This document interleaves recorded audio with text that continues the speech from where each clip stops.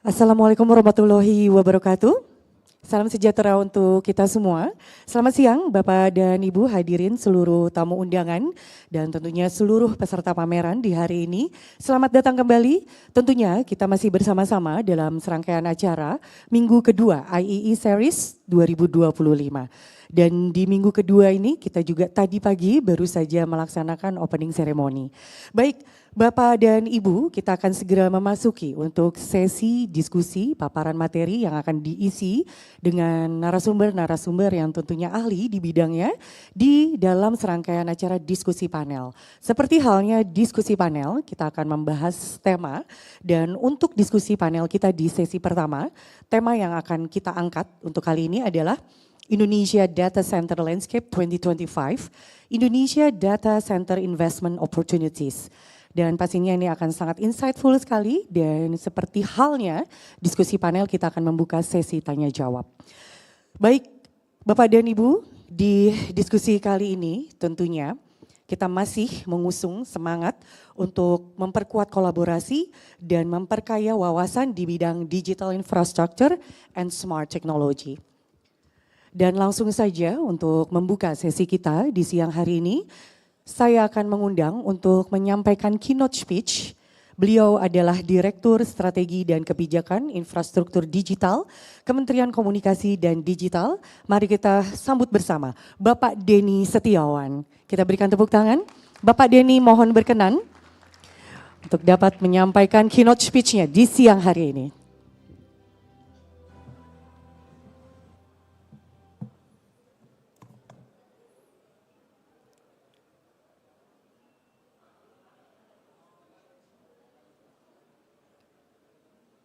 Bismillahirrahmanirrahim. Assalamualaikum warahmatullahi wabarakatuh. Selamat siang, salam sejahtera. Om Swastiastu, Namo Buddhaya. Good afternoon, ladies and gentlemen. Yang saya hormati Bapak Edi Widiono, Founder and Chairman of Supervisory Board of PGCI, Mr. Anand Kumar Singh from ISGF, Mr. Yuta from Hyoki, and Pak Hendra Salman dari ID Pro, serta para peserta webinar jalan. Pertama-tama marilah kita panjatkan puji syukur kehadirat Tuhan Yang Maha Esa, karena atas limpahan rahmat dan karunia kita dapat hadir bersama pada acara Indonesia Data Center Landscape 2025 Investment Opportunities. Hadirin sekalian, Indonesia saat ini pada waktu dan momen yang krusial. We are in the middle of the crucial time on data center because I think we think that we have to take this opportunity to become leader of data center in ASEAN, even in Asia Pacific. Kenapa? Karena kita melihat di Singapura, there's our digital hub, the regional, they have limit the electricity and water. Johor, I think they compete with us, but also there's some limitation, and we have Batam and the region. Dan jangan lupa Indonesia is 1/3 of ASEAN. We were the population almost 100 million people, and the young generation, Gen Z, almost maybe more than 70%. Jadi Bapak Ibu, saat ini tunggal kompetitif itu yang kita harus manfaatkan, dan kita tidak bisa lagi hanya potensi. Kita harus bikin ini jadi realisasi. Ya. Saya ingin teman-teman di sini punya cita-cita let's beat Johor on data center. Ya. Nah, jadi tapi walaupun demikian kita tidak menutup kemungkinan sejumlah tantangan. Seperti kebutuhan energi yang andal dan ramah lingkungan, we need the green energy strategy, connectivity infrastructure, subsea cable, and inland fibers. Nah ini juga regulasi lebih efisien, birokrasi perizinan. Bapak Ibu, ini challenge yang kami hadapi, tapi insya Allah Komdigi berniat kita ingin berkolaborasi bersama antar pemerintah maupun stakeholder, among government, we would like to strengthen collaboration among ourselves and also the industry to make this opportunity to become a reality. Indonesia to become a digital hub regional yang tangguh and kompetitif. Ya, Bapak Ibu yang berbahagia, tren investasi global semakin mendorong percepatan transformasi digital Indonesia. Gelombang besar datang dari hyperscale cloud, ya, AI, artificial intelligence, dan juga edge data center, HDC. Hal ini membuat permintaan kapasitas data center terus bertambah. Kita lihat saat ini only in Jakarta and Greater Jakarta and Batam and surrounding because the near Singapore and Johor. Tapi kita harus memikirkan di other part of Indonesia like Medan, Surabaya, even Papua. Ya, inilah momentum besar kita untuk membangun digital ekosistem yang lebih merata, inklusif, yang berkelanjutan. Nah, apa yang kita bisa tawarkan? Our strong value proposition dari sisi biaya, tenaga kerja, kita kompetitif dibanding negara tetangga. Di sisi lokasi, Indonesia strategik, ya, menjadi persimpangan kabel laut internasional. We are among the crossroad of the subsea cable. Ya, dari sisi kebijakan, pemerintah berkomitmen memperkuat pasokan energi supply, mempercepat transisi ke energi bersih, clean energy, serta menyederhanakan regulasi untuk mendukung investasi yang lebih cepat dan efektif. Sebagai kementerian yang memimpin penguatan infrastruktur digital nasional, Kementerian Komdigi terus mendorong sejumlah inisiatif strategis, antara lain pembangunan pengelolaan nasional data center, penyusunan roadmap infrastruktur di Indonesia. We are also now under process of financing the digital infrastructure roadmap of Indonesia, subsea cable, inland fiber until the sub-district, and also data center. Penegakan kebijakan berbasis informasi, ya, dan cyber security, and so on, so on. Peningkatan literasi digital dan kapasitas SDM. Kolaborasi lintas sektor untuk mendukung pertumbuhan ekonomi digital dan industri layanan publik.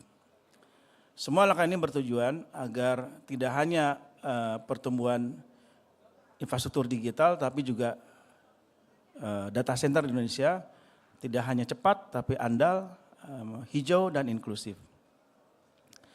Bapak Ibu yang saya hormati, momentum ini adalah kesempatan emas. This momentum is golden opportunity. Mari kita memanfaatkan forum hari ini, ya, sebagai ajang untuk membuat kolaborasi antara pemerintah, pelaku industri, dan komunitas nasional. Let's make this forum today as the event, as the chance to strengthen our collaborative action among the government, among the industry player, among the international community, and also the technology provider. Together, we can ensure that digital infrastructure, digital future Indonesia will be based on the strong foundation, competitive and long-lasting. Akhir kata, saya ucapkan terima kasih kepada seluruh pihak yang telah berkontribusi dalam penyelenggaraan acara ini. Semoga diskusi yang berlangsung hari ini memberikan inspirasi, peluang, dan sinergi nyata dalam mewujudkan Indonesia sebagai hub data center regional dan global. Assalamualaikum warahmatullahi wabarakatuh. Salam sejahtera bagi kita semua. Terima kasih Bapak Denny Setiawan atas keynote speech-nya. Saya mohon kesediaannya untuk tetap berada di atas panggung sebentar Bapak Denny, karena tentunya sebagai apresiasi dari kami ingin memberikan sesuatu kepada Bapak, dan untuk itu saya mengundang kepada Bapak Anton Budianto selaku perwakilan dari PJCI untuk dapat memberikan token of appreciation kepada Bapak Denny Setiawan atas dukungannya tentunya dari Kementerian Komunikasi Digital Republik Indonesia. Kita berikan tepuk tangan sekali lagi Bapak dan Ibu. Baik, terima kasih Bapak, kami persilahkan sekarang untuk dapat kembali ke tempat.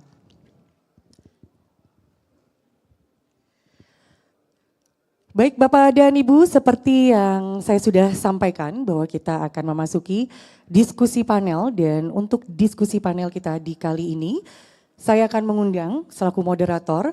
Beliau adalah Vice President of Business Development dari PT Indonesia Comnets Plus. Langsung saja saya undang kepada Bapak Lantip Sasmito. Bapak Lantip, mohon berkenan. Tepuk tangan boleh Bapak dan Ibu nambah semangat ya. Yes. Bapak Lantip mungkin boleh langsung menuju naik ke atas panggung dan menempati tempat duduk di paling pojok. Iya, sebelah kiri ya kalau kita mengarah ke panggung. Dan mungkin boleh dipegang dulu mic-nya Pak Lantip. Selamat siang Bapak Lantip. Selamat siang Mbak Naya. Mbak Naya. Baik ya Pak ya, semangat ya Pak ya. Semangat, Baik. semangat. Bapak Lantip, saya paham Bapak Lantip sudah memegang data-data dari narasumber ya yang akan melakukan diskusi panel. Dan untuk itu Bapak dan Ibu langsung saja saya akan berikan waktu dan tempat kepada Bapak Lantip Sasmito. Silakan Bapak. Terima kasih. Baik, selamat siang. Assalamualaikum warahmatullahi wabarakatuh. Salam sejahtera buat kita semua. Bapak sekalian, Bapak Ibu sekalian hadirin. Terima kasih sudah hadir di event kali ini. Saya kira ini event yang sangat berharga sekali ya, bicara tentang teknologi terkini, data center. Tadi dibuka oleh keynote speaker Pak Denny, Indonesia punya competitive advantage, jumlah penduduk, jumlah pemakai internet, saya kira ini pasar yang sangat potensial. Lokasi Indonesia juga cukup strategis ya Pak, saya kira kita berada di tengah-tengah negara ASEAN, di tengah-tengah negara Asia dan global. Tapi tentunya di luar itu juga ada tantangan-tantangan dari sisi pengembangan data center. Baik itu nanti kita mungkin akan bicara dari sisi energi, dari sisi ketersediaan lahan, dari sisi regulasi barangkali. Baik, untuk mempersingkat waktu, saya akan mengundang tamu-tamu expert kita ya, tamu-tamu yang membidangi atau yang memang mempunyai kompetensi yang cukup mumpuni di bidangnya masing-masing. Tamu saya yang pertama adalah Mr. Anand Kumar Singh from India Smart Grid Forum. Welcome sir, please join. Kemudian yang kedua, tamu kita yang berikutnya adalah Bapak Edi Widiono, founder dan chairman dari Supervisory Board PGGI. Terima kasih Pak, silakan bergabung. Kemudian yang ketiga, tamu kita yang terhormat adalah Bapak Hendra Surya Kusuma. Beliau adalah chairman dari ID Pro, Indonesia Data Center Provider Association. Kemudian yang terakhir, tadi belum masuk di list ya, saya ngintip dulu. Mr. Yuta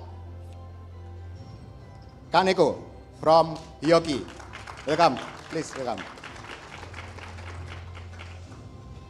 Oke. Baik, selamat datang Bapak-bapak sekalian. Welcome Mr. Anand. Thank you for coming in Jakarta. So in this very warm situation, we will discuss about data center. So first time maybe Mr. Anand will present ya, from the EO said 10 minutes maybe ya, the presentation. So every speaker will present in 10 minutes. After that maybe we will open a question and answer from the audience. Okay, please Pak Anand, time is yours.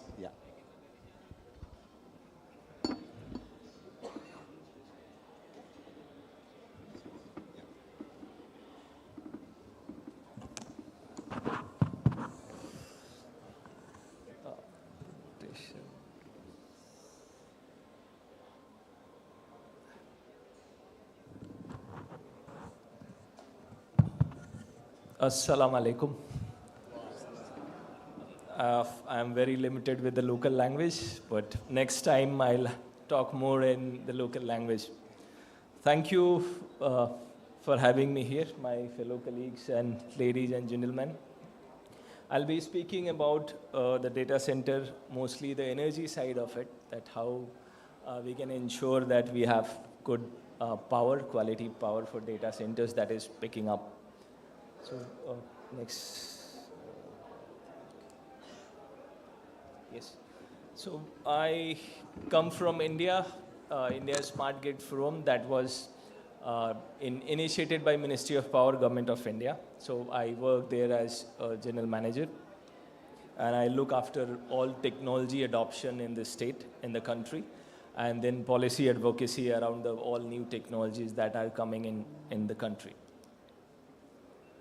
So I'll be talking mostly about ensuring reliable. I do have 10 minutes, so please stop me if I have the habit of lingering on, so you can stop me. ensuring reliable and scalable power infrastructure for data centers, renewable energy integration for the green power, and then private-public cooperation, that how we can, together we can, push it forward and make it a reality.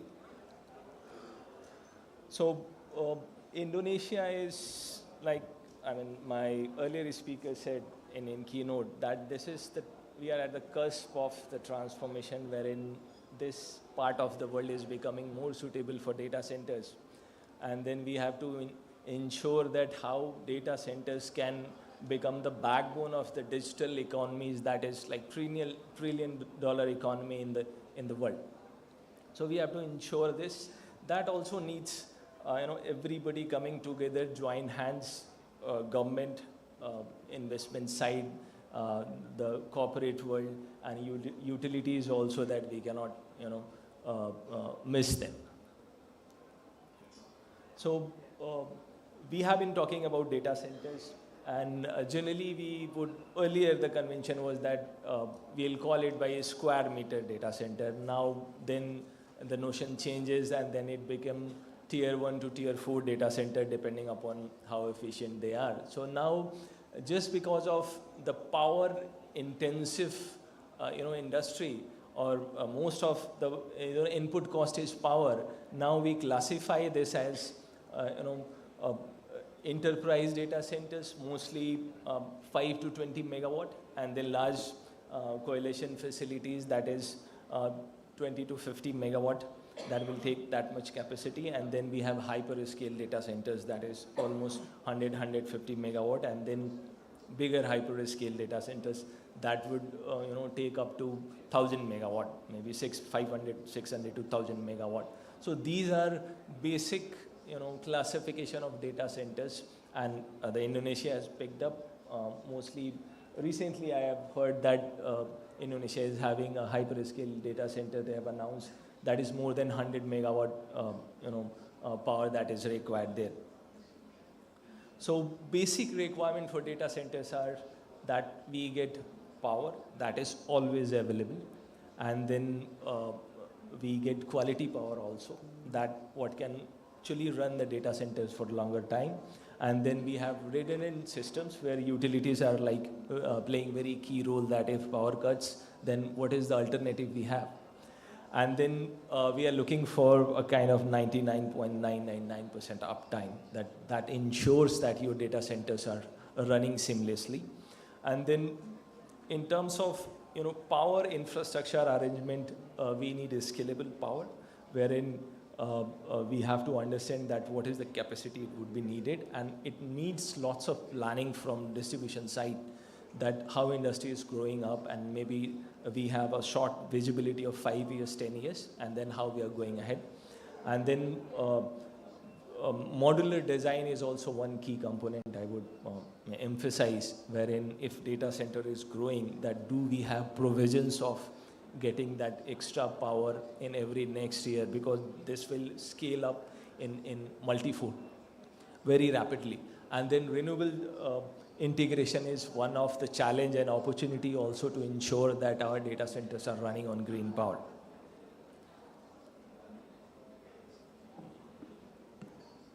Yes, I think that's fine now.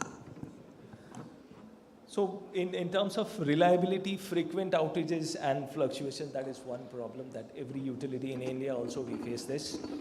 Geographic fragmentation, that Indonesia is, I would say, country of countries, is like hundreds of islands all across. So that makes the entire thing challenging, but at the same time it is an opportunity also for our DISCOMs to play a better and bigger role to ensure that there is power. Then high dependency on coal, yes, more than 60% power is coming with coal, so we can diversify it. And then transmission and distribution bottlenecks is, yes, it exists, but then we can find out a way. Rising hyperscale demand, the current challenge looks like that cloud and AI growth. AI is like everywhere now. We are very familiar with GPT and then similar other applications. So cloud is going to be everywhere. I mean, we cannot stop it. This is need of hour. And then 70-80% of these data centers are placed around Jakarta. So at a time, it looks like a risk also, because what happens in Singapore is like small place and everything is situated there. So at time of calamity or disaster, it becomes difficult to manage them and difficult to create those redundancies. So that way also this is risky.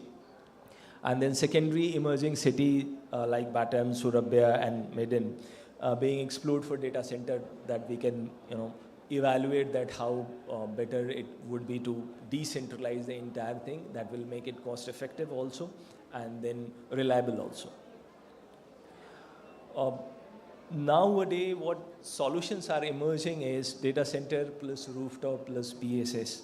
So it's like once you are planning data center, that we can identify with help of academia also, we can involve academia, and they're very helpful to understand that where is what. We need lots of data to plan that how data center can be built, how much the scale of solar that can be put on the top of it, how much local energy storage that can be created inside it, so that it is co-located.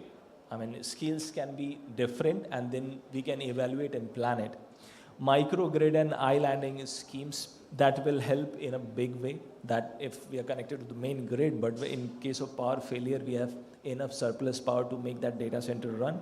And then predictive maintenance is one thing that every utility has started looking at it. India also, we are doing lots of AI or maybe predictive maintenance work that has started there. We have a couple of use cases, dedicated feeders for data centers, large IT-enabled service campus in Rohini in Delhi, where I come from. So they have an express feeder for data centers. TPDDL is one of the power utility there in India, in the capital. So they have created a 66 by 33 kVA express feeder line with N-1 redundancy, integrated into their SCADA system and up and running.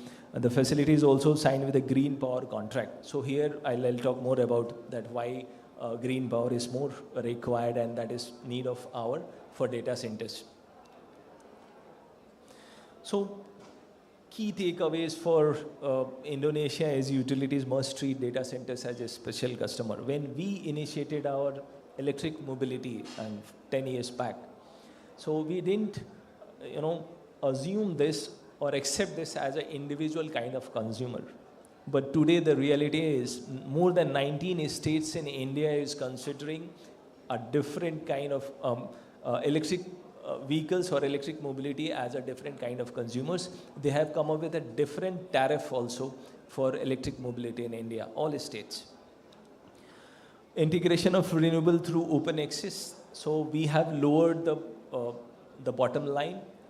For general access, you need to have at least 1 megawatt power, and then for renewable access, it has been lowered down to 100 kilowatt. So if you want to buy more than 100 kilowatt or 100 kilowatt, you can go through, route it through the open access.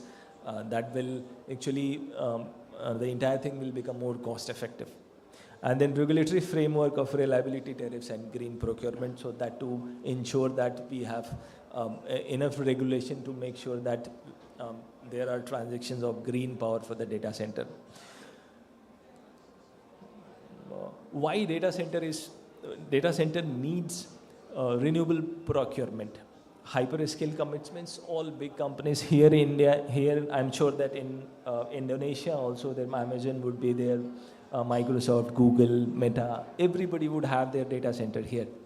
So it's their own commitment of their, going green. So that is one way to look at it. Investment compliance, ESG, lots of ESG compliance are becoming reality in India also. Here also it is a mandate. So that also gives, a better push for going green. Reputation is one thing. All big corporates, banks would ensure that the kind of energy they are consuming is coming from green source. And regulatory alignment, countries offering clear renewable pathway attract more hyperscale investments. So, in other part of the globe, they value green more than what we do. So the investment is one thing. When they are, looking for the investment, they would look for the infrastructure, and if the source is green, it suits them. So these are, I think I'm not missing it. So quickly I will go through, I need to run, I think.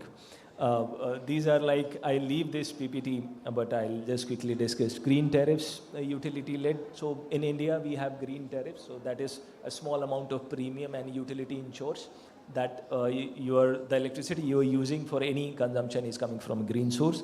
Corporate PPAs are also allowed. That is becoming part of the general transaction, wherein corporates are buying green energy, maybe 10 years, 20 years purchase agreement.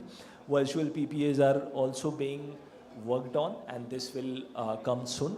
This will become a part of, this will become reality in India. And then around the clock we have started. In Gujarat, we had done almost more than, it was 400 megawatt around the clock we have done in Gujarat, and then green certificates also that is given, and we are working on blockchain technology to ensure that every KWS that has come from the green source has a certificate. So in Indonesia, we can think of green tariff pilots. We can start with this. We have also done lots of pilots in India for green tariff, and then corporate virtual PPAs that can be a kind of mandated, or maybe in the beginning we can push it. And round the clock is, that also can be done on a small scale, on an island, on a pilot basis. And then blended finance for RE and storage will open up the bigger channel, wherein the bigger bank where the state is off-taker. So it's easy for a bigger bank to invest in the country where off-taker is a state and the other parties is state. And then local investors can do a mix and match, and then we can, blended finance can be more helpful in countries like Indonesia, India, where it's developing economies. So joint planning and task force needs to be created. That is need of hour. We need to understand that how it is working for us. Establish data center energy task force. The way we have created India Smart Grid Forum. We had an India Smart Grid task force also 10 years back. Now this is National Smart Grid Mission. So we have to do it for data centers also if you want to push it quickly. Then dedicated infrastructure zone can be ensured, develop data center energy corridors. So that would take a lot of planning in terms of where we are going to locate our data centers, and energy planning also, that where data centers are being located, we are able to lay down our wires or make our electricity available where we are planning. And then government provides payment security mechanisms for a letter of credit and escrow account. So that gives lots of confidence to industry to put their money on ground. So there are three things that is very crucial if something has to grow up quickly, and that is de-risking of the entire ecosystem. Three crucial stakeholders are utility. So the challenge they face is legacy coal heavy grid, and then weak reliability indices, and then regional fragmentation in this part of the world where it's like lots of islands. So dedicated infrastructure can be made with higher reliability. Island and microgrids can be created. Transparent reliability metrics, and that has to be shared with the public so that it wins the confidence of investors. And then green tariff, offer data center specific green tariff to anchor renewable demand. And another important stakeholder is the regulators. So policy uncertainty is one thing. We always look for where there is a policy, then we start the work, and then if we start the work, then the policy can be thought of. So that's the deadlock is always there. Every country, almost every country, this is the deadlock. Investors hesitation due to the unclear tariff models. We are also facing recently we did vehicle to grid pilot in India, first time in this part of the world, but there is no certain guidelines or regulation for V2G tariff, vehicle to grid tariff. So that's the bottleneck. We are working on upon it. Mostly we'll solve it within a year. There will be a clear mechanism that what are the incentives vehicle to grid or vehicle owner will be given if they are able to push electricity back to the grid. And private investors, we have, as a community, we have to hedge their risk also, whoever is willing to put money inside. Fear of grid outages, suppose you have invested all your money and there is no power. And there is a tariff shock also, that the power you're buying, because most of the input cost is energy cost. So if you have a higher tariff, then the business is at the stake. So PPAs, long-term PPAs, and then round the clock is something that we have already done. So that can also be promoted here. Blended finance, we just discussed. That will, tying hand with the local utility and then getting finance from banks and then local investment also looks like a problem solver here. And then captive microgrids, and then insurance is also one thing. This is like little more optimistic, but yes. So Indonesia's digital infrastructure will only be investment ready when we hedge the risk of others. So if we can guarantee reliability, regulators can guarantee certainty, and then investors can guarantee the sustainability part. No one, it will be unstoppable in this country. So I have done for the day. Thank you very much. Thank you very much, Mr. Anand. Applause for Mr. Anand. Maybe I make some note from Mr. Anand presentation, very interesting. So the key of data center is power, Pak. And then interesting also talking about the new trend, green tariff, I think for special demand for green. And then again, the challenge is in data center is reliability, and then about regulation, and then it make how it will be sustained for the business and data center. Okay, thank you very much, Mr. Anand. Big applause again to Mr. Anand. Untuk berikutnya, for next presentation will be present by Pak Edi Widiono. Kita sama-sama tahu Bapak Edi Widiono ini adalah mantan manajemen di PLN jadi saya yakin juga cukup paham dengan industri, dengan electricity dan data center. Baik, kami persilakan Pak Edi, waktu dan tempat kami persilakan untuk Bapak.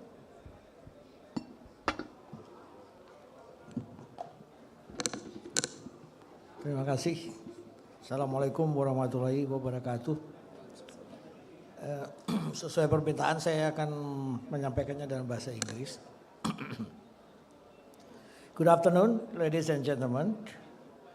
Today, we will explore a very important topic, energy supply for data centers in Indonesia, a fundamental pillar in supporting our national digital transformation.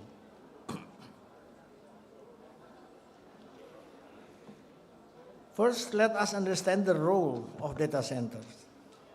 They are the backbone of the digital economy, storing, processing, and transmitting data that powers our everyday digital service. But the success of data center is not determined solely by cutting-edge server or fast connectivity. It depends on one essential factor, a reliable and stable electricity supply. Even a single second of power outage can disrupt services, damage reputation, and reduce investors' confidence. In Indonesia, PLN has made progress through grid expansion, interconnection, and smart grid initiative. However, achieving the highest reliability standard, 99.999% uptime, also known as the 5 9ers, is crucial if we want to attract hyperscale data center investment. Now let's take a closer look at energy demand. A hyperscale facility may require 20 to 50 megawatts of electricity, even more. Over the next 5 to 10 years, demand is projected to reach 100 to 200 megawatts. The key growth areas include Greater Jakarta, Batam, and the new capital city, Nusantara. Global players such as Amazon Web Services, Google Cloud and Microsoft have already set their sights in Indonesia. Some speakers have also mentioned the growth of next major cities like Medan and Surabaya. And those are now a growing opportunity for development of data centers. But energy is not only about capacity, it's also about quality. Data centers demand dedicated, uninterrupted, and stable power. That is why advanced cooling technologies are becoming essential. Liquid cooling or even immersion cooling, where servers are submerged in special cooling fluids, can reduce power consumption by up to 40% and improve power usage effectiveness to as low as 1.2. The challenges include high upfront costs and the need for special expertise. So how ready is PLN? In Jakarta, PLN has a significant power resource, while in Batam, capacity of 670 megawatt is being expanded to 1,000 megawatt soon. PLN is preparing dedicated power line for data centers, building smart grids, and introducing green tariff for renewable power operation. Surabaya is one of major city in the eastern part of Java. Hopefully will be the next data center opportunity, because as you know, the power flows in Java coming from the east to the west. So the source in the eastern part of Java can be utilized fully for the development of data center. Indonesia's renewable energy potential is another major strength. Floating solar projects in Cirata and Batam could be expanded up to 2 gigawatts. Wind resources in Sulawesi and West Nusa Tenggara, hydropower in Kalimantan and Sumatra, geothermal and biomass resources all provide opportunities for greener data center. The benefits are clear: lower carbon footprints, alignment with 2060 net zero target, and stronger competitiveness.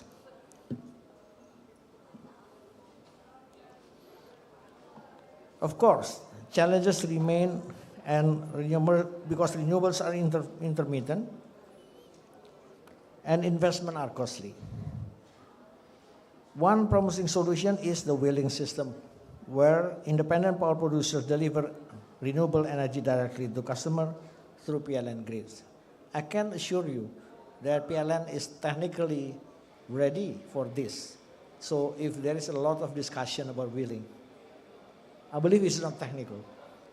It's more of the political side of how Indonesia treat electricity not as a commodity, but as a public provision that government should provide. So again, let's not be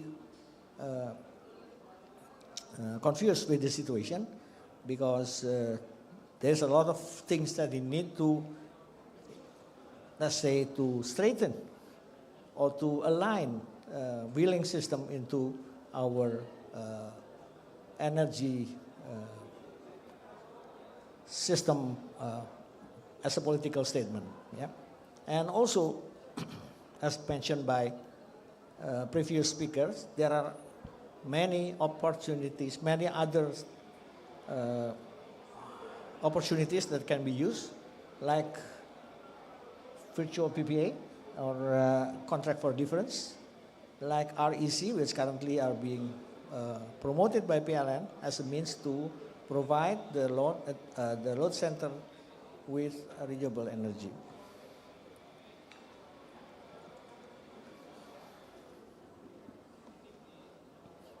We also need to look global trends technology giants like Google, Microsoft, and Amazon that have already committed to 100% renewable energy for their data centers worldwide.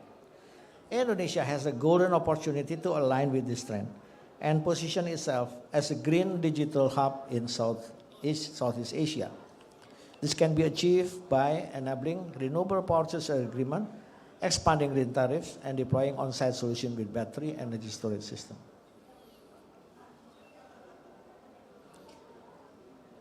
Regulated support is also needs strengthening. The Electricity Law number 30 of 2009, RUPTL 2025 to 2035 roadmap, emphasizing renewables, and Presidential Regulation number 112 of 2022, accelerating renewable projects, form a solid policy foundation. Special rules now even mandated renewable energy use for hyperscale data centers, while tax incentive and simplified permitting further encourage investment. Still, to stay competitive with Singapore, Malaysia, and Vietnam, Indonesia must take several strategic steps.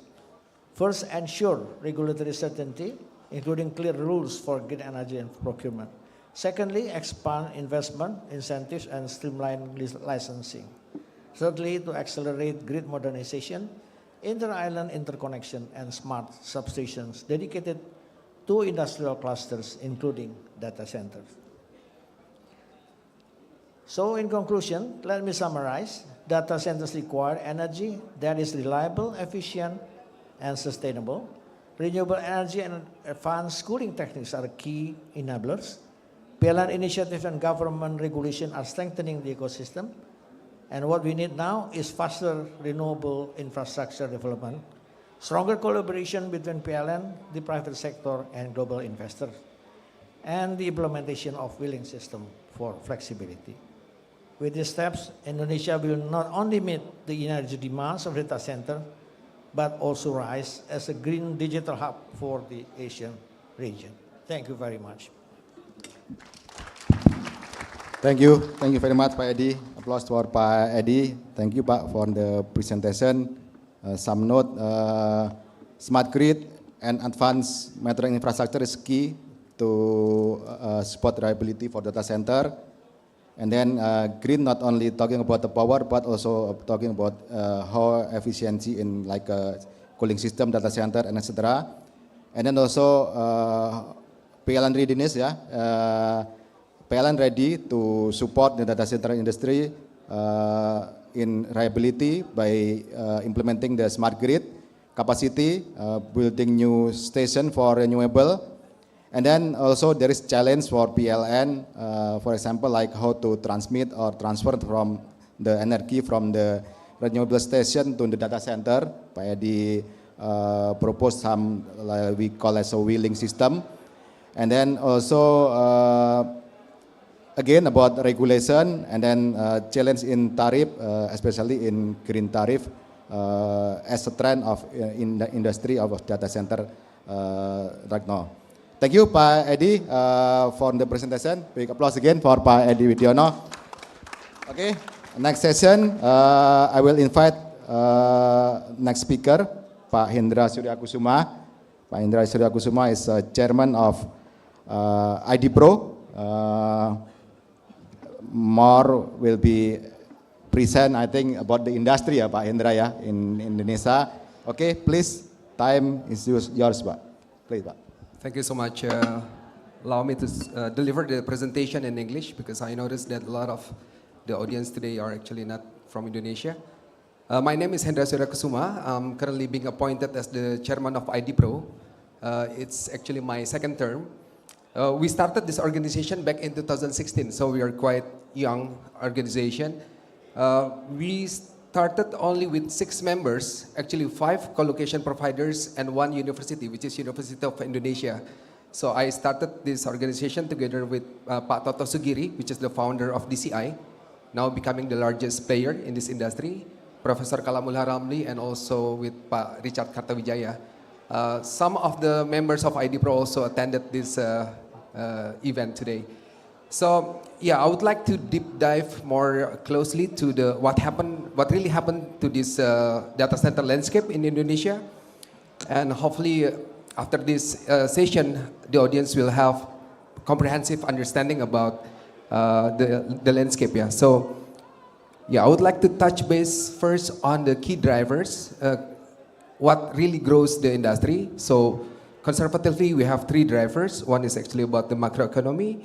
Number two, about the digital transformation that going very massively, not only in public sector, but also in private sectors.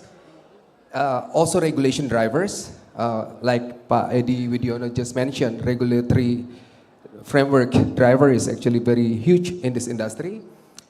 And then also the fourth driver, which is the newest driver, which is AI. And it's coming very fast to Indonesia. So, yeah, I would like to start first with this image. So basically, I prompted like not more than 2 lines. I'm using ChatGPT 4, and it took me about only 1 minute and 20 seconds to generate this image. So basically, without we,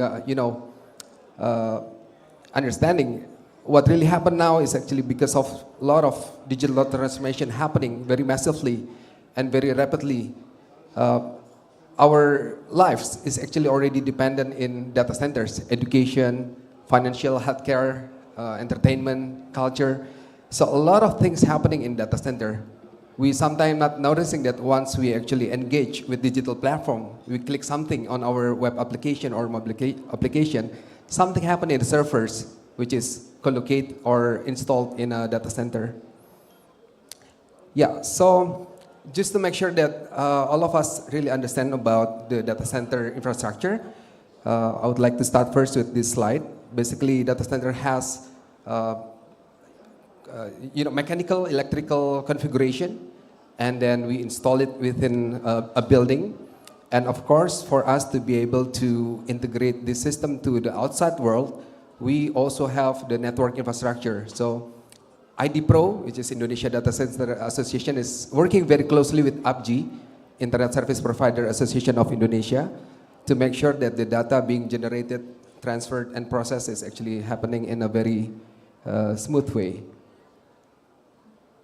So in data center, just like, maybe the analogy is similar to the hotel. In hotel, we have Bintang 1, 1-star to 5-star hotel. But in data center, we have Tier 1 to Tier 3 classification. This is at Tier 1 to Tier 4 classification. This is to represent the availability level of the mechanical electrical. So say, for example, if you're talking about Tier 3 data center, that means this data center already have concurrently maintainability, which means once we have this maintenance of our mechanical or electrical component, it has no downtime issue. So we can still keep on operating the data center without any downtime issue. Most of the members of IDPRO are actually classified under Tier 3. Only few of them are actually now have this Tier 4 certification. Some of them are actually DCI and also Telkom Group.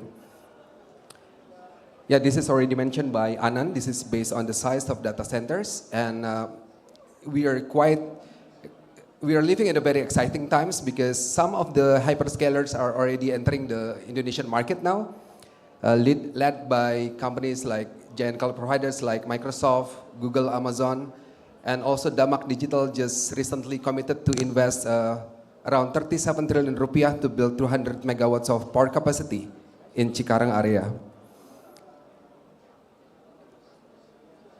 Okay, these are the members of IDPRO. So as you can see, most of them are actually DC providers, except for University of Indonesia.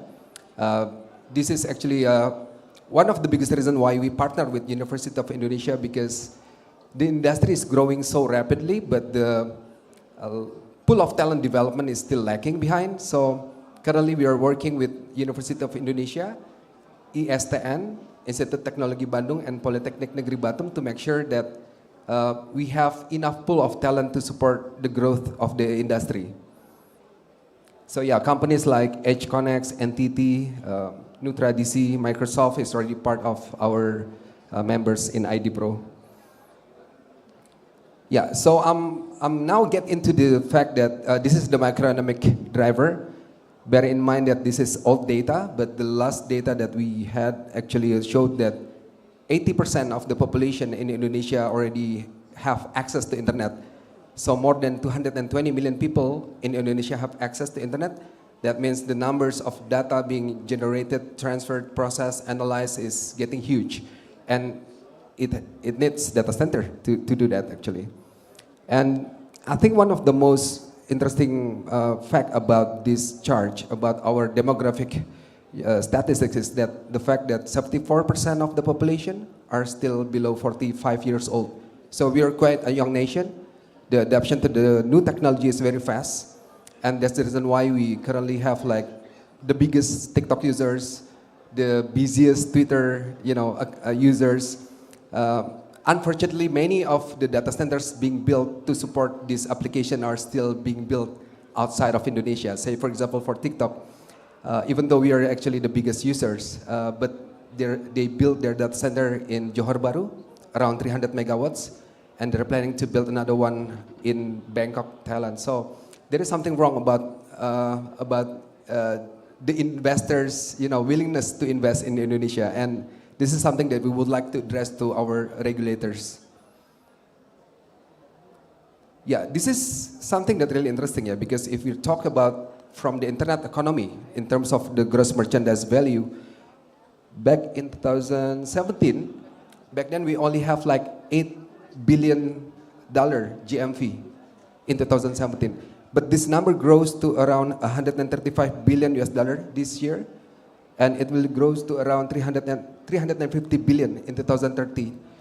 And based on the research by PLN, because we are working very closely with PLN, hello, Pak Henry, it was predicted that in 2030, the industry will be growing to around 2.7 gigawatts in the context of, currently we actually have around 500 megawatts.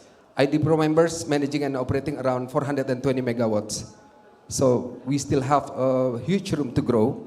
Bear in mind, this is not including the AI servers capability. Back in the days when I started the business in 2011, most of the customers that we are serving is only requires around 2.2 kilowatts. But because of this AI chipset, we can now actually, a lot of requests are actually already asking about 35 kilowatts per rack. And if we are using the GB NVL72, GB200, some of the requirements already reaching around 135 kilowatts. So it's a huge number in terms of power density per rack requirement. And that's the reason why a lot of companies in Indonesia, especially the startup technology, they got really well funded. Some of them already reaching like decacorn with $10 billion US valuation. Yeah, and also Ministry of Industry in 2019 already launched this Making Industry 4.0. So they're planning to do it massively back in the days, integrating IoT with cognitive computing and also cloud computing. And it's already happening in so many government institutions, not only in the central government, but also in local governments. I'm getting into the second driver, which is the Indonesia regulation driver. So if you see the center part is actually PP82 back in 2012. It's stated in the clauses number 17 versus number 2. All the companies that providing public services in Indonesia, they have to have their DC and DRC in Indonesia. It was launched in November 2012. And apart from that, in other industry, in financial sectors, regulators like OJK and Bank of Indonesia, which is Indonesia's central bank, they have this specific regulation mandating all financial companies to have their DC and DRC in Indonesia. And that's the reason why, starting in April 2013, all these multinational companies are actually migrating their IT infrastructure to Indonesia. Back then, it was still in countries like Hong Kong or Singapore. But it started in 2013, all these companies are actually coming into Indonesia. Apart from that, in terms of potential, digital transformation, we have the largest small, medium enterprises in this region. This data is quite old, actually, in 2017, yeah. Back then, we already have like 63 million small, medium businesses. I got the chance a couple of months ago to visit Jeneponto, which is quite remote area near Makassar, which is in the southern Sulawesi, a very small village. I was actually entering the coffee shop there, and I was quite surprised to know the fact that they accept payment gateway. So I'm using the GPN with QRIS. So yeah, it was quite interesting for us. And if you see that the middle enterprise all the way to the big enterprise, we actually believe that they also already doing a lot of digital transformation in their organization. And if you compare to Singapore, this is quite interesting numbers, yeah. This is back in 2021, Indonesia only have 120 megawatts of power capacity, IT load, yeah. Back then we already have 274 million people with 40 billion US dollar GMV, gross merchandise value. Singapore already have like 600 megawatts and already, yeah, back then, now actually Singapore managing around 1.3 gigawatts. A country that's small, but currently managing and operating way much bigger IT load capacity compared to Indonesia. But if you see at the number of population and also the internet economy, it's very small compared to Indonesia. Yeah, so we need to do a lot about it. Okay, now touch upon this latest key driver, which is AI. So as you can see, the numbers of compute power is actually increasing quite rapidly. Gone are the days where we refer to Moore's law anymore. Fundamentally, it's stated that every 2 years, humans are actually capable to inject double the numbers of transistors within the same chipset size. Bear in mind that the B200 already can have like 4,500 teraflops in terms of compute power. And NVIDIA is planning to launch Rubin. So Grace Blackwell 200 is already like reaching 135 kilowatts per rack, but Rubin will be taking around 600 kilowatts per rack. And this is quite a staggering number actually. And if you look at in terms of proportion of power room and IT hall, back when I started my business in data center, 8 kilowatt per IT rack, the power room and IT hall is 1/2. But now, because a lot of companies are actually requesting 32 kilowatts per IT rack, then the numbers of power room is way much bigger needed compared to the IT hall. So 2/1. And the numbers are keep on increasing, yeah? The numbers are keep on increasing. This is quite concerning for us, knowing that currently, most of the ADIPRO members are still relying heavily on PLN.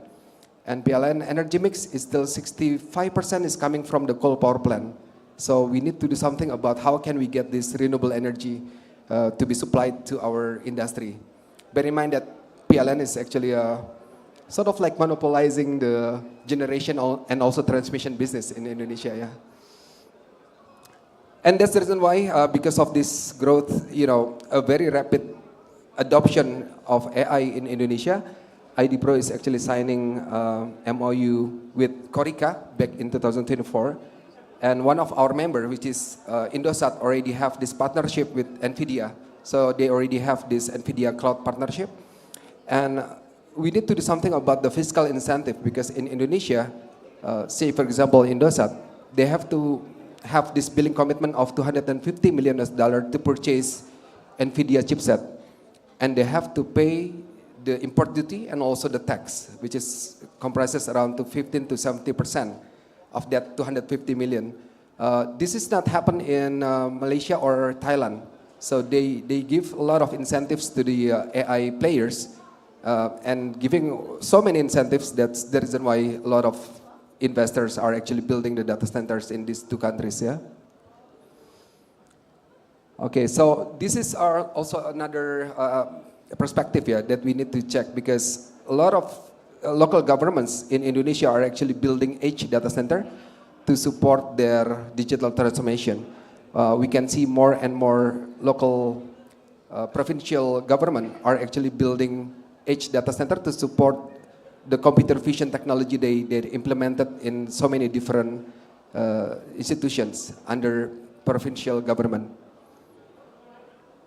So to conclude, if you can see from this rapid growth in terms of digital evolution, from smart city all the way to artificial intelligence, it will need more data volume, more IP traffic. 3 years ago when we talked to UpG, the internet traffic in Indonesia is only like not more than 1.4 terabit per second. But last week I met with chairman of UpG. He told me that currently we already reached 17 terabit per second, a huge jump actually. So we also need storage and processing power. And all of this is actually will be hosted in data center. So as Pak Edi Widiono rightly mentioned, not only for data center is not only becoming the backbone of digital economy, but our digital life. So as a result, as you can see here, back in 2021, only 90% of the total space in industrial estate are actually being bought by data center players. And in 2023, it's already reaching 42%. This data is actually coming from Colliers. I haven't got the latest one, but I believe in 2024 it's already reaching more than 50%. This is already also mentioned by Pak Edi. So what we see in Batam is a very good launchpad because there is this special economic zone called Nongsa Digital Park, where you can actually enjoy so many incentives. Also, no import duty, all taxes are fully exempted. Nongsa is only 42 hectares of land, and there are 9 data center players already invested in that special economic zone. It will be, I think in the next 2 to 3 years, it will be grows up to around more than 600 megawatts IT load capacity that will be managed by this Nongsa Digital Park alone. So I did have a lot of discussion also with Pak Denny about giving a special economic zone for data center in not only in Batam but also in some other areas in Indonesia. But of course, in Batam we have this luxury of having more than 33 subsea cable landed in that very small islands, and it's bigger capacity compared to Johor Bahru.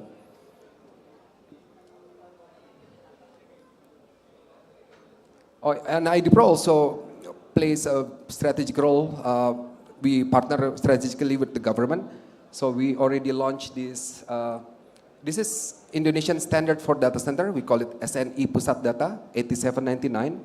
It was launched in 2019, and there was this revision back in 2023. And in terms of sustainability, we also already launched this Green Data Center white paper. We launched it in 2022, and we are planning to actually make it a sustainable data center standard by next year. So we can see that if we are not cautious enough, the industry will be growing so rapidly, but we still actually consuming from the fossil fuel. It will be very bad to our environment. And some of the members already also discussing about the on-site generation, even implementing some kind of molten salt nuclear technology in their data center. But of course, this is something that still in the discussion, not realizing yet. And also doing some kind of waste heat reuse, combining the gas engine with direct absorption chiller engine, so we can have lower PUEs, power utilization effectiveness. And some of the members of IDPRO already implementing the liquid cooled. This is especially for the AI servers. Some of it is actually taking a lot of heat. The servers are actually generating heat that very overwhelming. Yeah. So some of the members already doing some kind of immersion cooling and also direct to chipset kind of cooling topology. I think 80% of the members of IDPRO also already implemented the AI to help them in managing and operating the data center and also creating a more efficient energy consumption. Yeah. Yeah. This is my last slide. So these are actually the challenges that we are facing in this industry. Number one is about the efficiency. How can we reduce the carbon emission? How can we get renewable energy? And then how can we actually build faster? Because I think nobody would like to build their data center within 18 months' time, because all these big players are actually coming to Indonesia, and we are now targeting below 9 months' time to build 10 to around 15 megawatts power capacity.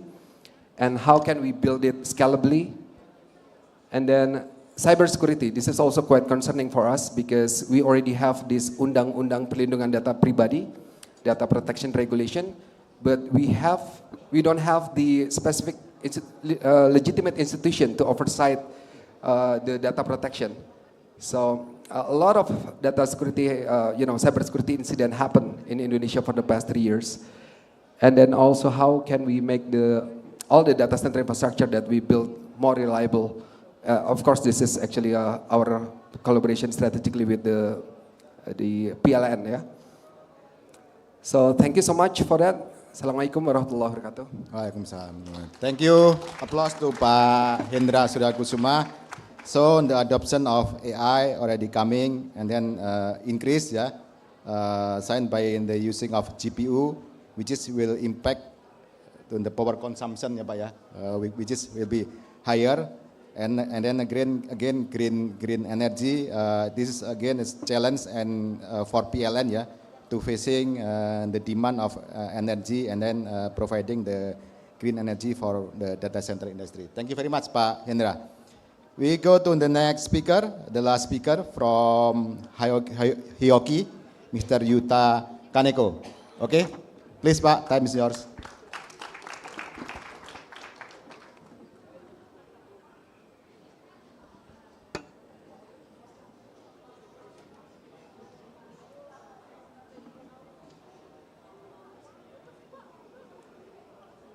Thank you.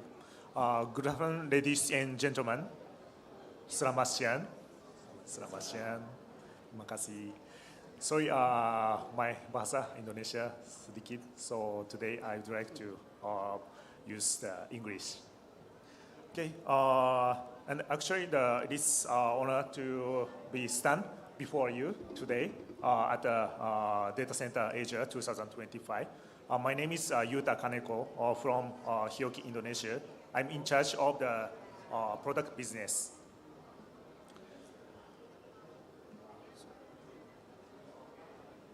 Okay, this is today's agenda. At first, please allow me to introduce our company shortly. Okay, we are electrical measurement instrument company in Japan, and we found 1935. So this year is a 90th anniversary year.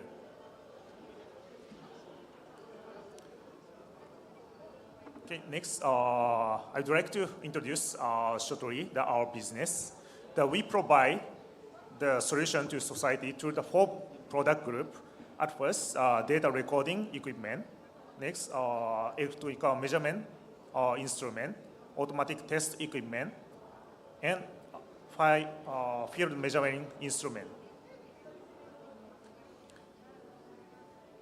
Here is our global support organization.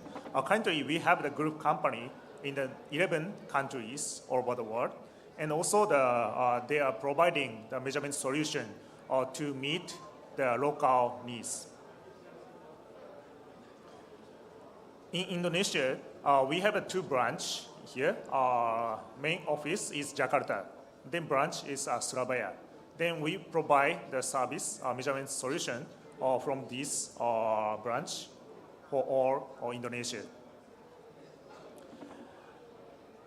Because we are the measurement company and one of the branch of the from the Hioki headquarters in Japan, but we are not selling the product, but also providing the repair and calibration service in Indonesia.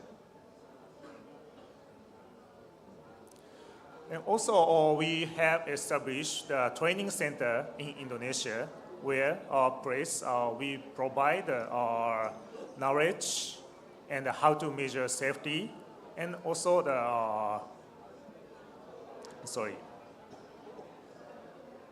how to measure safely. Okay, now let's get into today's main topic, the measurement solution for data center. This is our illustration. And how can Hyoki's solution help? I'd like to take time introduce the Hyoki can be used for variety of situation in data center. We will pick up the equipment that requires electrical measurement from the from the view of our company. It takes 10 of them in order. At first, substation. Next, in-house generator. Grounding rod, electrical panels, UPS, storage batteries, the electrical panels, HVAC, the server rooms, and finally, 5 antennas.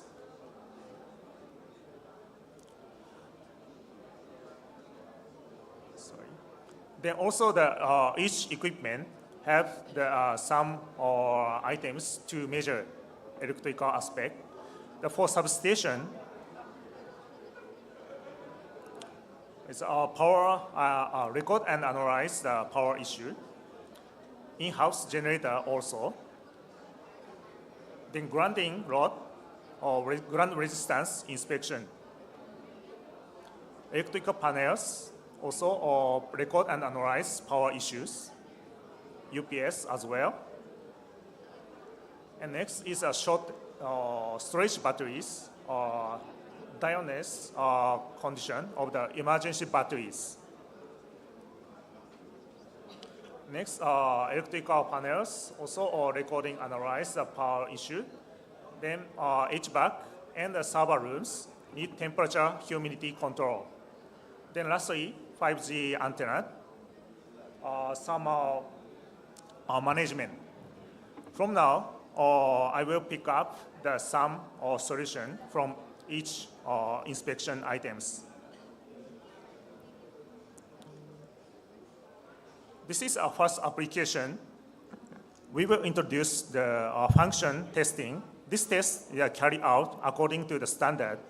IC 61000-4-30 is an international standard, the specific method for measuring power quality.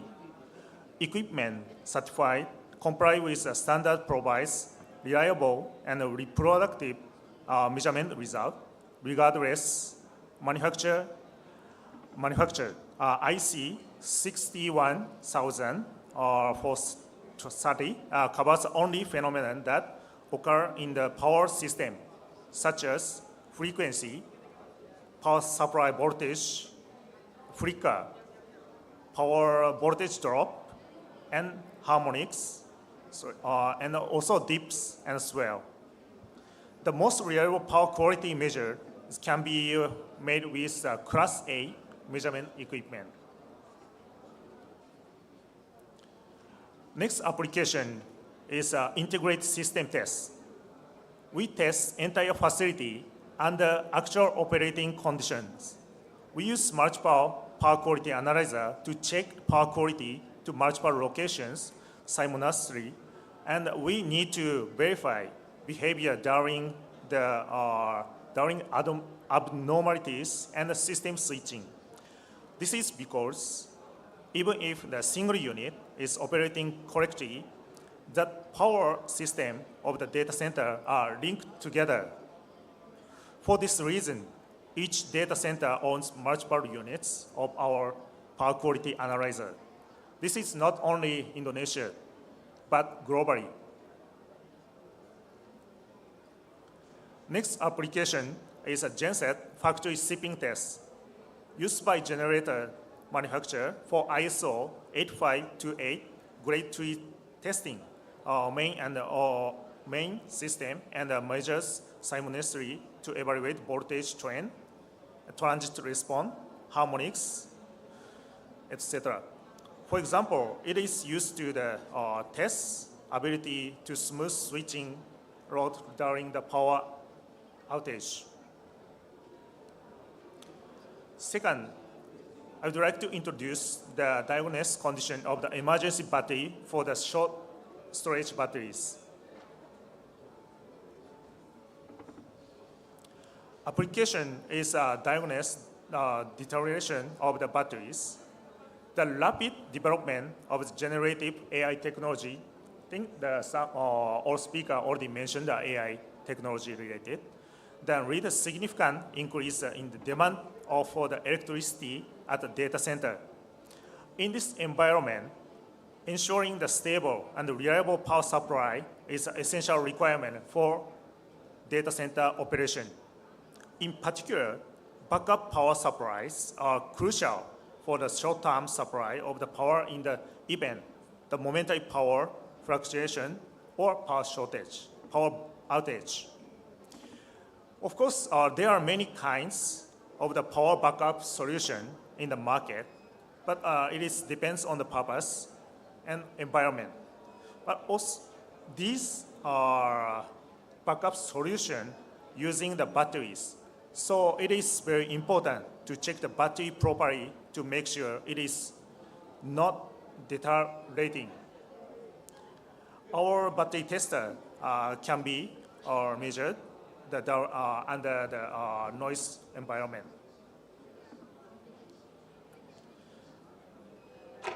Then the more backup batteries you have, the more taking time to record and make a report. That time can be shortage with IoT solution as well. It is Genetic Cross, our product name. By using the application, you can not only save real-time data saving during the measurement, but also determine the deterioration status and create reports. In addition, by using guidance function, measurement procedure can be performed using same procedure even if the operator change, reducing the time required the advancing training. Third, I would like to introduce about temperature and humidity control, HVAC, and server rooms, and thermal management, 5G antenna. Application is temperature and humidity control. Data center needs operate efficiently while preventing server room overheating. To do this, accurate temperature monitor are required. While some devices already have the temperature monitor in the rack, simultaneously multiple temperature measurement is required for the detailed measurement at a specific location. The data logger we use the record temperature, humidity can be measured up to 330 channels at the same time. Next is application is a thermal management. This is also important. To achieve optimal thermal management, it is necessary to accurately monitor temperature change and power. In data center, detailed measurement are essential to comprehensive evaluate server power consumption and cooling system efficiency and preventing overheating and ensuring efficient operation. Until now, a dedicated device was required to measure each of these the high precision, but now we can provide a solution that enable high precision power measurement and temperature measurement simultaneously. This solution is designed to incorporated in the system. Okay, finally, I would like to introduce about ground resistance inspection for the grounding rod. Grounding work in the data center is the important process for the safe operation of the electrical equipment. Grounding work provides protection from the electrical leakage and the overcurrent and reduce the risk of the electric shock and fire. Without proper grounding, serious accident such as electric shock, fire, and even equipment failure can occur.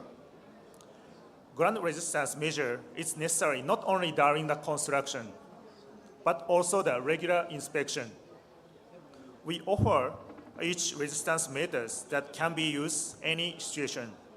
And we also support data management with linked application, as I mentioned before. Oh, sorry. That is sorry. Then summary.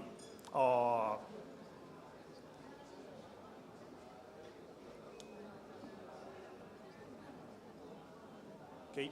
Each equipment need measurement items, as I mentioned before, like this substation and in-house generator.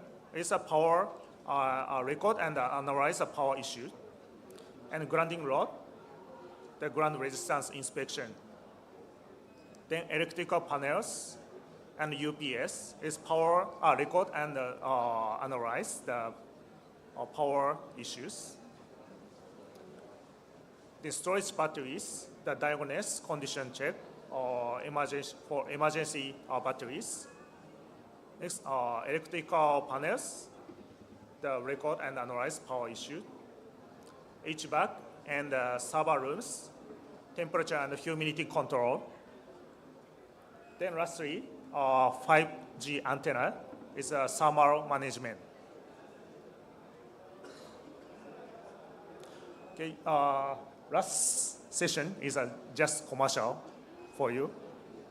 We are the 90th anniversary this year, so we are running the 90th anniversary campaign for this time, and also the I present previous each model is included.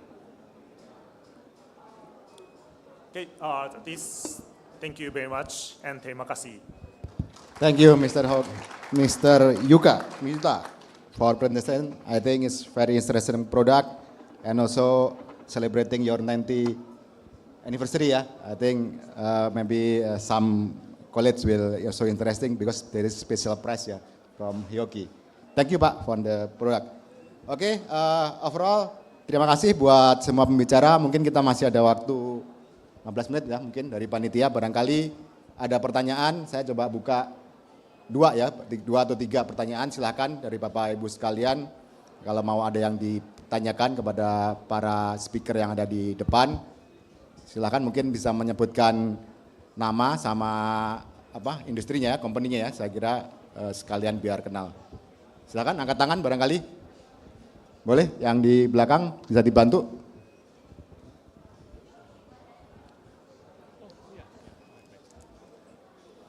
Silakan Pak. Baik, terima kasih atas kesempatannya. Nama saya David dari industri swasta. Saya tadi tertarik mengenai masalah dari Bapak, mohon maaf izin yang dari PLN, bekas dari PLN. Bapak tadi menyatakan bahwa untuk electricity, untuk data center pada prinsipnya masalah teknologi bukan menjadi isu ya Pak ya. Tetapi yang paling penting adalah masalah regulasi. Dan mungkin menurut saya di sini masalah willingness dari pemerintah sebagai regulatornya. Karena tadi berkaca juga dari apa yang disampaikan oleh ID Pro bahwa pada prinsipnya mereka juga meminta tanda kutip insentif-insentif seperti yang pernah dilakukan oleh pemerintah di beberapa negara tetangga kita. Nah menurut Bapak apa sih yang menjadi bottleneck-nya bahwa regulasi dan willingness ini dari pemerintah ini tanda kutip masih maju mundur gitu loh Pak. Kira-kira itu dari saya. Terima kasih untuk masukannya. Ya. Terima kasih Pak. Siapa tadi Pak? Izin Pak. Saya dengan David Pak. Pak Davi ya? Oke. Ya, makasih Pak Davi. Nanti mungkin kami catat dulu ya Pak. Izin satu lagi Pak Edi. Mungkin ada satu lagi. Siapa tadi yang sebelahnya? Oke, silakan. Selamat siang, Assalamualaikum warahmatullahi wabarakatuh. Perkenalkan saya Adit. Mungkin I'll be asking in English. So as my observation, most of the data centers in Indonesia operate at a smaller scale, maybe serving as a termination point for ISP or maybe serving enterprises such as financial institutions. Now, most of the speaker here is talking about AI and cloud demand. And maybe I want to ask to Pak Hendra from ID Pro. In terms of the demand from the ID Pro members, how many of them is receiving, in terms of megawatt, how many of them is receiving a demands from AI and cloud hyperscalers. Maybe this year or maybe next year, how is the industry evolving in terms of the demand? And maybe one more I want to ask about the pricing evolvement across the years, because as long as the supply is increasing, Indonesia's supply is increasing a lot. How many of them, or how's the supply pricing in Indonesia evolving? Are they increasing, or maybe as the demand is not there, maybe the pricing is dropped as well? So that's my questions. Thank you very much. Oke, thank you. Pak siapa tadi? Pak Adit. Adit? Ya. Ya, baik. Pertanyaan pertama mungkin buat Pak Edi ya Pak ya. Tadi challenge buat PLN as a government Pak. Mungkin bukan masalah teknikal, barangkali masalah regulasi, kemauan dan sebagainya. Monggo Pak Edi, mungkin penjelasan Pak. Baik, terima kasih. I'm trying to answer this in bahasa Indonesia because I think this is a more of Indonesian question. Mungkin saya mulai dengan meletakkan pada proporsinya. Tadi yang disebut masalah teknisnya sebenarnya tidak ada, tapi masih ada masalah pemahaman politis ya dari energi listrik. Jadi ini menyangkut willing ya. Sebetulnya aturan-aturan yang ada itu memungkinkan dari undang-undang energi, undang-undang 30 2007 ya, ataupun undang-undang kelistrikan undang-undang 30 2009 itu memungkinkan operasi wheeling ya.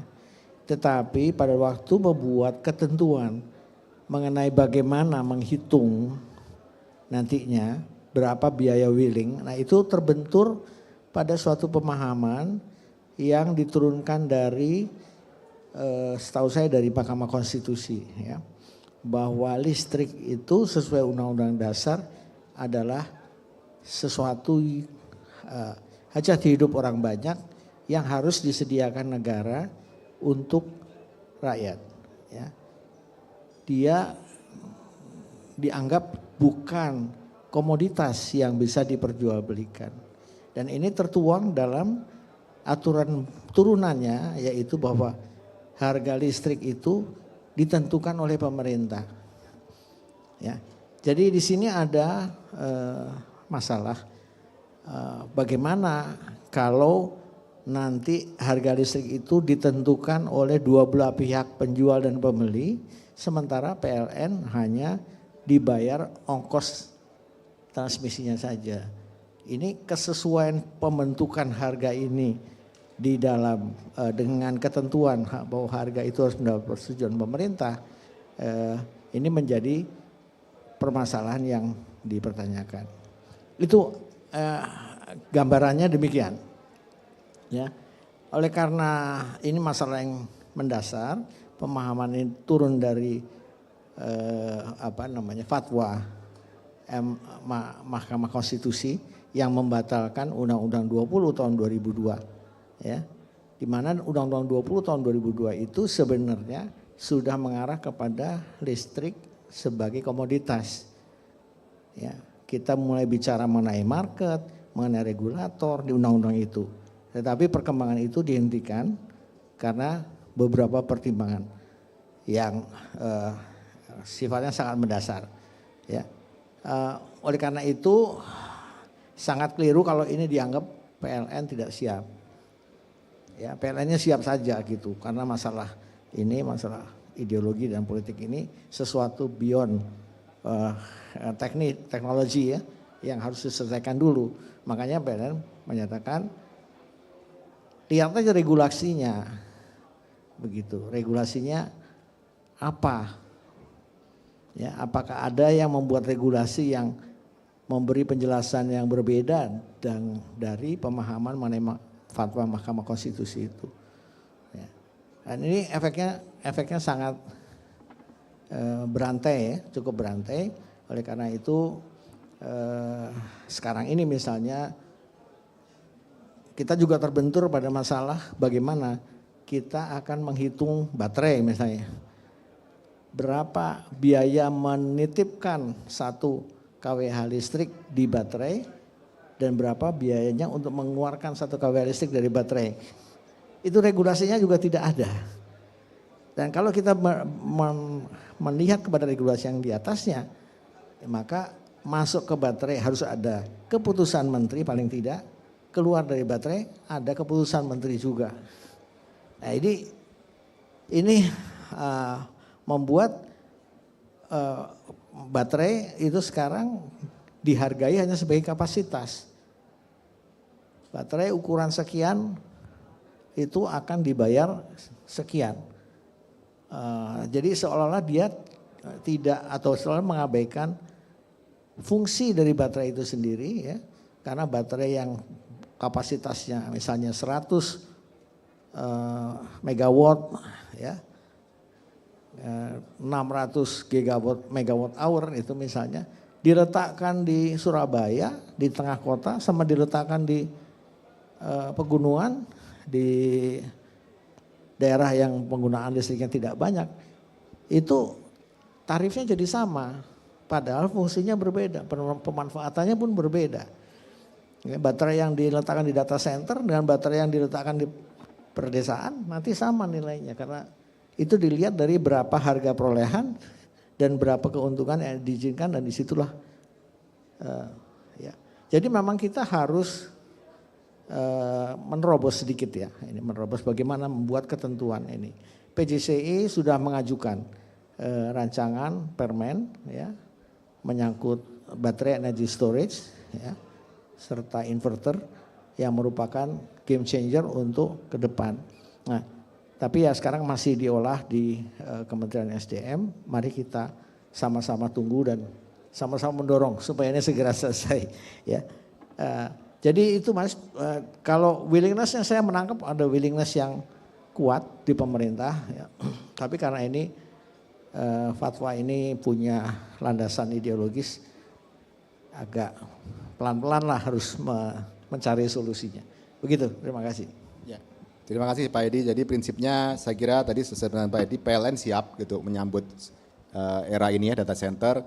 Memang ada beberapa regulasi yang memang harus disesuaikan. Saya kira itu bukan sesuatu hal yang mutlak mati gitu ya, tapi sesuatu yang memang harus disesuaikan dan itu memang harus ditempuh. Ya, semoga bisa menjawab. Oh ya, monggo Pak.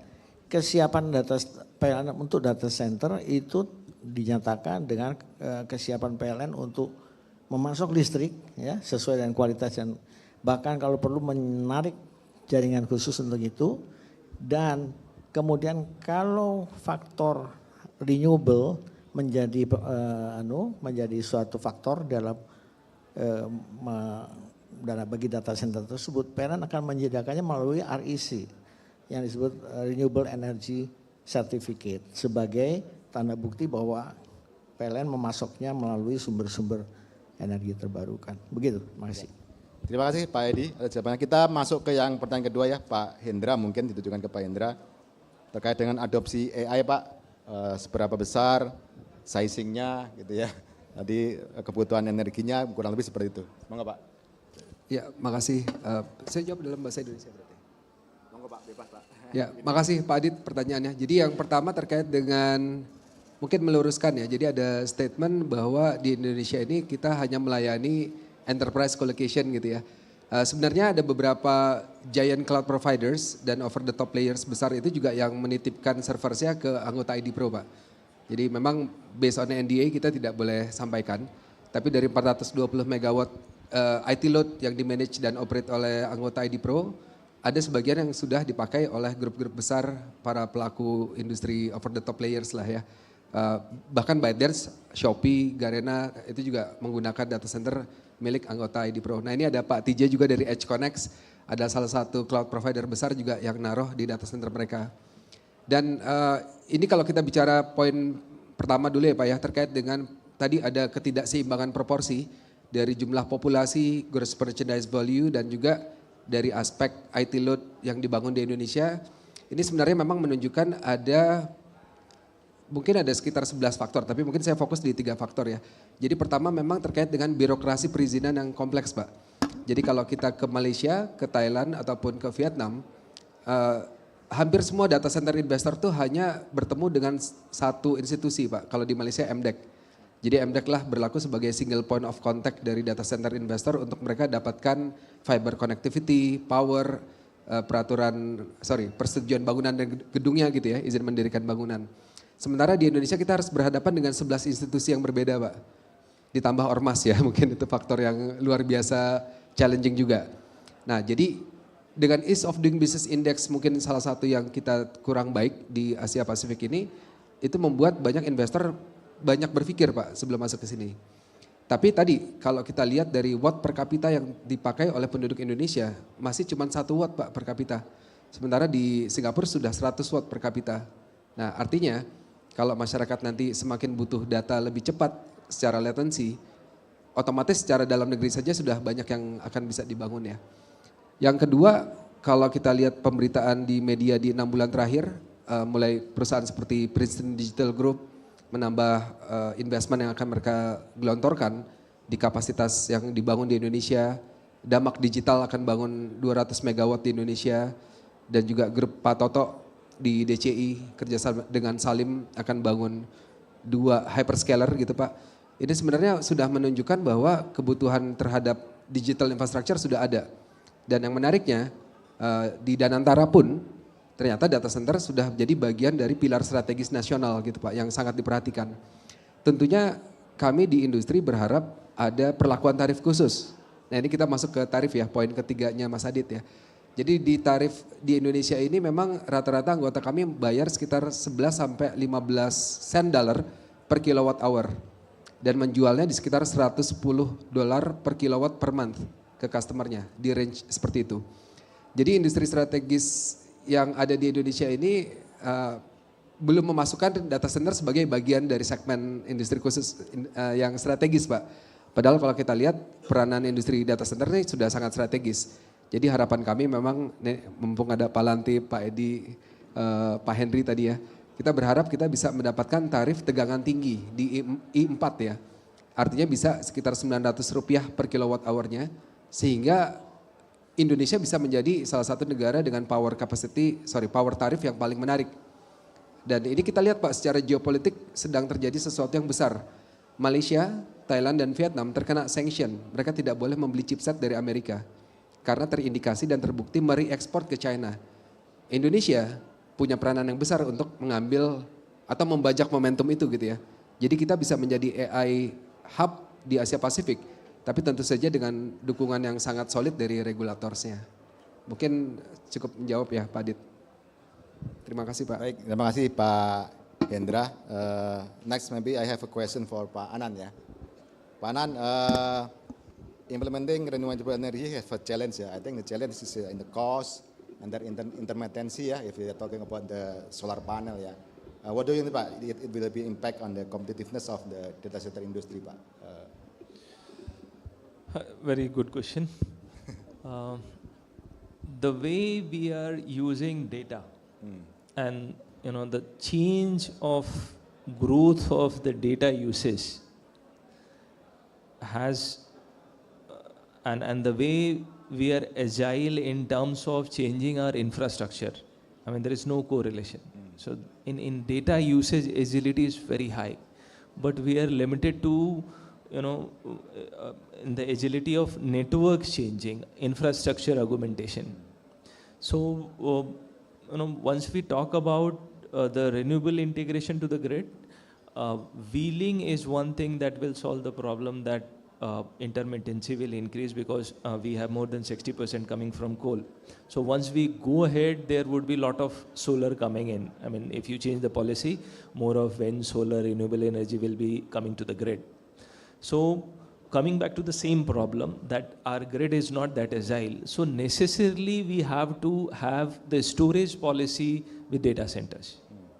Otherwise, I mean, both rates are not equal.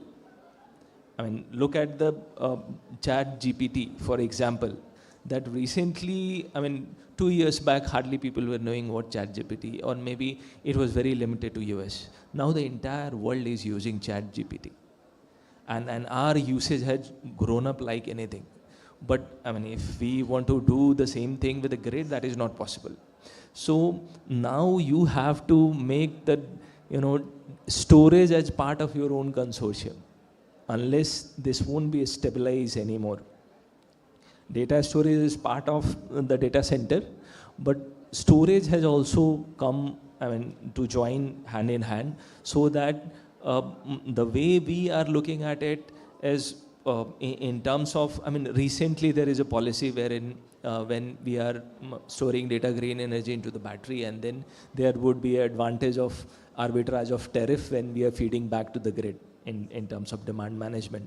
So a very solid storage policy also needs to be thought upon, so that we can, feed this gap. Otherwise, there will always a gap of our agility in grid infrastructure augmentation and then data storage. The kind of this going to pick up like anything. This is going to be exponential. So we cannot do it. We are very limited in terms of our network augmentation. And once we have multiple sources of renewable energy integration, then also we need a storage. We cannot skip this. This is going to be very critical. That this RTC, that what I mentioned in that round the clock you have to have energy storage available. So a necessary plan has to be made in parallel to your data center planning, that a pool of storage people also in terms of investment also, or as an industry also, has come and sit with you if you are planning the data center, so that it becomes sustainable. Otherwise, it not be sustainable, because lots of energy you are needing, but you don't have a storage. Lots of renewable also you have put to the grid, but if you're not storing that, it will not serve the purpose. So now your next homework is to find out a storage people who can work with you and make it happen. Okay. Thank you, Mr. Anand. Last question maybe for Mr. Yuta, short question, because you are in industry, in supporting data center, in trend of data center, talking about AI, talking about green energy, or your company readiness to facing this new technology, Pak Yuta. Maybe a short explanation for you. Thank you for your question. And also especially I would like to pick up the renewable energy in this case, because currently one of the infrastructure for the data center is an AC signal. But after install the renewable energy, it's many DC signal. Then also one of the trend in the global is a DC data center, completely DC signal, the control. So in this case, actually at first the renewable energy, some equipment need to control by AC. So in that case, from DC line need to convert to AC. So currently the product is I'd like to say but one of the important point is how to get the high efficiency between the DC to AC, then AC to DC. So to get a high quality, the power quality, it is one of the important points to evaluate the DC side, AC side, and AC to DC at the same time. So in that case, one of our solution, so especially our side, our view, is one of the important is how to control and how to find the suitable setting for the data center. So at the time, we would like to provide our solution to evaluate and to find the good adoption for the renewable energy data center. That's it. Oke, thank you Mr. Yuta. Jadi baik, mungkin karena waktu dan batasan untuk next session saya kira saya akan menutup sesi ini. Terima kasih buat para pembicara, Pak Mr. Anand, thank you very much. Do you want ads? Okay, please Pak. Okay, maybe I give time one simple. Here, I mean, the solution what he is saying, Okay. we have also evaluated this in India, that if co-location is possible, then you can use DC as energy, because every time when you are converting DC to AC, you are losing 5-10%. Again, at the another end, you are converting AC to DC, again you are using 5-10%. So like lots of wastage, and there is distribution loss also, transmission loss also if you are wheeling it.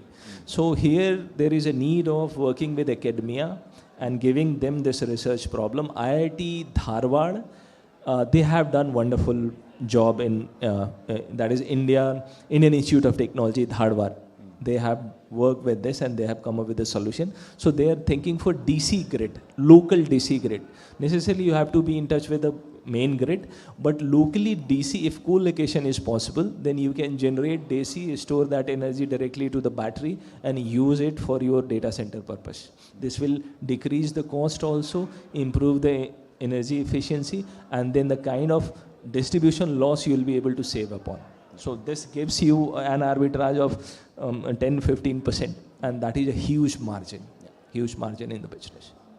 Thank you. Thank you, Pak Anand. So the point is every problem there is a solution ya, always ya Pak. Ya. Thank you, saya kira cukup untuk kesempatan pada hari ini. Saya ucapkan terima kasih, thank you very much for Mr. Anand. Terima kasih Pak Edi, Pak Surya, Mr. Yuta, thank you for your time. Sekali lagi applause untuk para speaker kita hari ini. Terima kasih.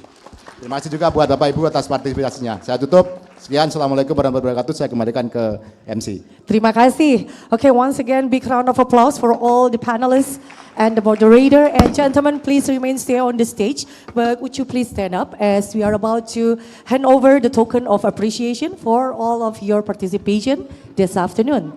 And therefore, saya akan mengundang Bapak Anton Budianto, perwakilan dari PJCI. Kembali Pak Anton, kami mohon untuk dapat memberikan plakat as an appreciation to all the, yes, panelists. First maybe to, okay, the first one to the moderator. Bapak Lantip Sasmito, oke. Dan kedua diberikan kepada, baik, Bapak Hendra Kusuma, terima kasih Bapak Hendra. Selanjutnya kepada Bapak Edi. Bapak Edi Widiono, terima kasih Bapak Edi atas partisipasinya, luar biasa sekali insight-nya. And selanjutnya, to Mr. Anand Kumar Singh, thank you very much sir, for your participation. And last but not least, Yuta Kaneko-san.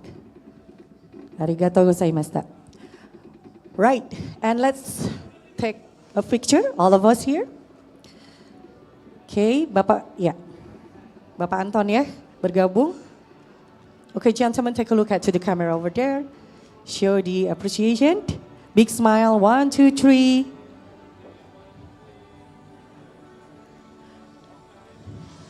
Right, okay, thank you. What a very insightful ya, panel discussion moment we have. Dan Bapak dan Ibu, kita akan break sejenak 15 menit ke depan untuk kita akan memasuki sesi berikutnya.